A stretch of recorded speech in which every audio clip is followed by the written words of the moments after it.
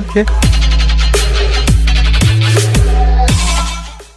আসসালামু আলাইকুম এভরিওয়ান, সবাই কেমন আছেন? আজকে ছোট মাছ নেওয়া হয়েছে বাচ্চা কাচ্চা করার জন্য, এগুলো রেখে দেবো ফ্রিজে। তো দেন হচ্ছে আমি এখানে চাল বেছে নিচ্ছি রান্না করার জন্য।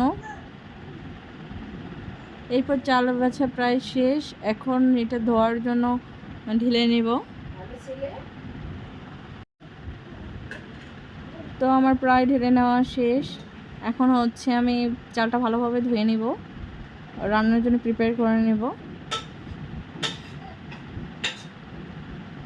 কয়েকবার করে ধুয়ে নিয়েছি যেন ময়লাগুলো না থাকে। যাই হোক, এরপরে হচ্ছে চাল ধোয়া শেষের পথে প্রায়, এখন উঠাই দিব রাইস কুকারে। দেন এদিকে রান্না হচ্ছে, আর এদিকে আলু নিয়ে নিলাম, ছোট মাছ ভাজি করব। তারপরে হচ্ছে পেঁয়াজ নেব, এরপর ছোট বেগুন নিয়েছি কিছু, এগুলো দিয়ে আমি হচ্ছে ছোট মাছগুলো ভাজি করব। তো এইভাবে হচ্ছে ছোট ছোট করে কেটে নিচ্ছিলাম সব কিছু, বেগুনগুলো, তারপরে আলু কুচি করে নেব। এই যে বেগুনগুলো হচ্ছে কুচি করে কেটে নিচ্ছি।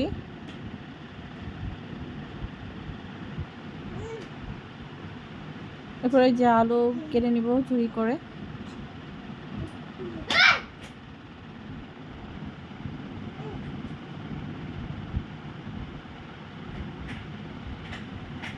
প্রায় আলু ঝুরি করতেছি, তারপর হচ্ছে একটু পেঁয়াজ কেটে নিচ্ছি। মানে প্রসেস অনুযায়ী কী কী কাটতেছি সেটা দেখাই নিলাম, কিন্তু আমি হচ্ছে পরবর্তীতে সবগুলো একবারে প্রিপেয়ার করে নিয়েছি কেটে। তো যাই হোক, এখানে হচ্ছে আমার কাটাকাটি প্রায় শেষ। এখন হচ্ছে আমি এই যে বেগুন কেটে নিয়েছি, তারপর এই যে কাঁচামরিচ, দেন হচ্ছে এই যে আলু কুচি, এগুলো ধুয়ে নিচ্ছি সব। তো ধুয়ে নেওয়ার পরে এই যে এখানে ছোটো মাছ দিয়ে দিয়েছিলাম, তারপরে হচ্ছে আলুগুলো দিয়ে দিলাম, তারপরে বেগুন, আর দেন কাঁচামরিচ, তারপরে হচ্ছে মরিচের গুঁড়ো, পর্যাপ্ত পরিমাণে হলুদের গুঁড়ো। এরপর হচ্ছে কিছু মশলা দিয়ে দিলাম, সাদা ফল কালো ফল, দেন হচ্ছে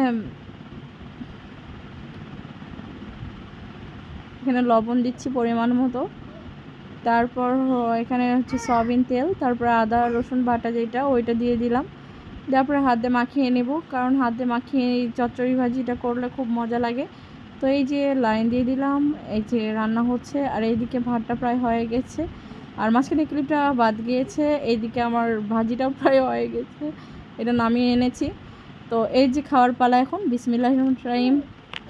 হ্যাঁ, ছোটো মাছ ভাজিটা অনেক সুন্দর হয়েছে। এভাবে বেগুন আর আলু ঝুরি করে দিয়ে ভাজি করলে ছোটো মাছ ভাজি অনেক খেতে মজা লাগে। সবাই ভালো থাকবেন, আল্লাহ হাফেজ।